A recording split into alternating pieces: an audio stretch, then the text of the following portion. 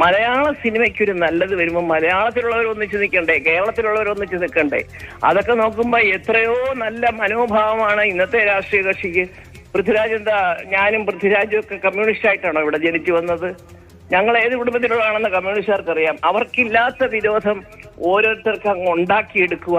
എന്തിന്? അതൊക്കെ വെറുതെ. ഇപ്പൊ എല്ലാവരും പറയുന്നത് അത് തന്നെയാണ്. എന്തിനാണ് പൃഥ്വിരാജിനെ കല്ലെറിയുന്നത്? അതിന് ആരെങ്കിലും ഒന്ന് പ്രോപ്പറായിട്ടൊരു ഉത്തരം പറയും. ഈ സ്ക്രിപ്റ്റ് അവരാരും കണ്ടില്ലെന്നോ? സീൻ നമ്പർ 1 മുതൽ വായിച്ചതിന് ശേഷമാണ് ഇതിന്റെ ഷൂട്ടിംഗ് തുടങ്ങിയിരിക്കുന്നത്. ഒരാവർത്തി പല ആവർത്തി.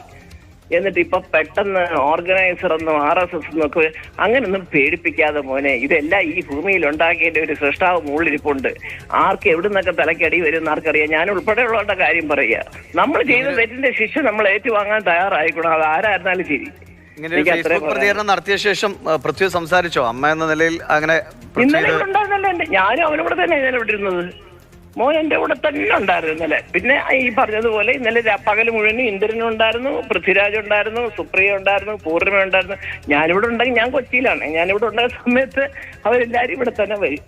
ഞങ്ങളുടെ മക്കൾ മാറിയിരിക്കുന്നത് ഏതാണ്ട് ഇവിടെ കണ്ട് പറഞ്ഞെന്നും പറഞ്ഞു. ഈ കുറിപ്പിടുമ്പോഴും പൃഥ്വിരാജ് ഉണ്ടായിരുന്നു ഒപ്പം?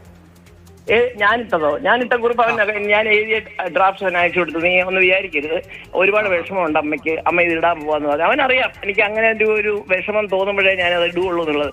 അല്ല, അമ്മ എന്താണെന്ന് വെച്ചാൽ ചെയ്തോ അമ്മയെന്ന് പറഞ്ഞു. ഞാൻ പറഞ്ഞു നീ ഒന്നും എഴുതണ്ട, പക്ഷെ ഞാനിത് ഇടും മോനെ എന്ന് 2 മക്കളോടും പറഞ്ഞിട്ട് ഞാൻ എഴുതിയ ഡ്രാഫ്റ്റ് അവർക്ക് ആദ്യം അയച്ചു കൊടുത്തതിന് ശേഷമാണ് ഞാൻ FB പോസ്റ്റ് ചെയ്തത്.